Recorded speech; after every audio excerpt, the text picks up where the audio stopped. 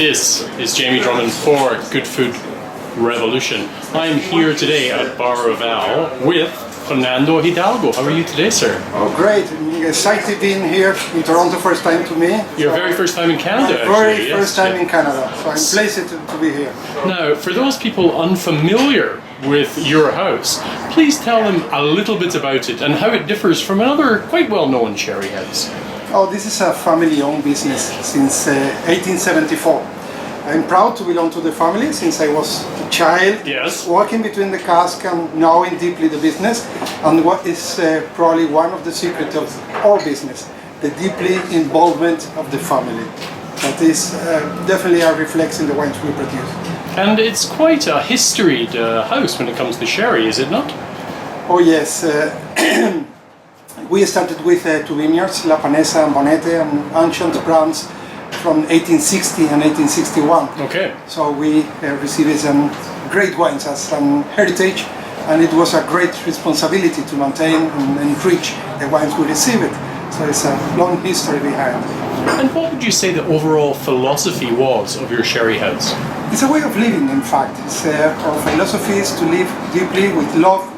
Just to have an idea, I used to compare the long maturation process of our wines with an educational process that can give you a clue of how our philosophy is.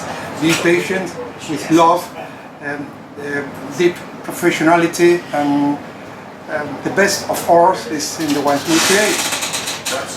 How much of your wine is consumed domestically and how much of it is exported?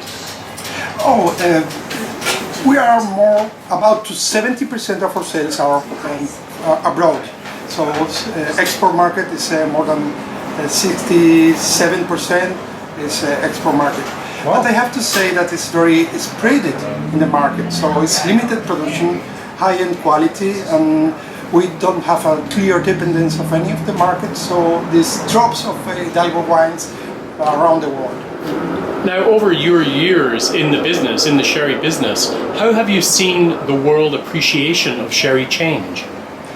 Oh, definitely it's a big changes. Big changes. It's nothing to do, let's say, 20 years ago and nowadays. Probably 20 years ago there was a clear dependence, not from Hidalgo, but all the companies in Central Europe markets, Holland, England and Germany, were more than probably, let's say, 95% of the market, and now radically changed.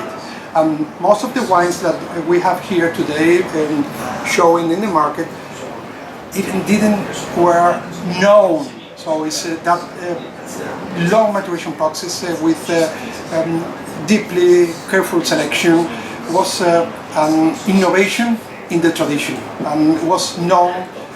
They were not known. They were not known, yes. And today, where do you find your biggest markets are? As I said, we don't have a clear dependence of any of the markets. Obviously, we have bigger markets, and United States is growing.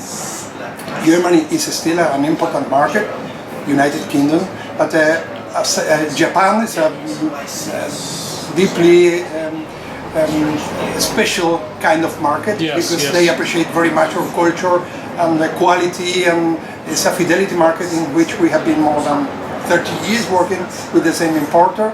So as I said, we have drops everywhere. You can find in Australia, in Brazil, also here in Canada, also in whole Europe, so everywhere. How many different wines do you currently produce? We are focused mainly in the long maturation process. So if we come back to my first words comparing with an educational process, I used to say that in one way, because of the long maturation process, the continued blending of our wines because of the art of blending, which comes with the solar system, and the relatively neutral variety, which is the Palomino. The terroir is that education that the family gives to the wines. What happens in the winery, that family involvement is the terroir in the line of wine we are producing.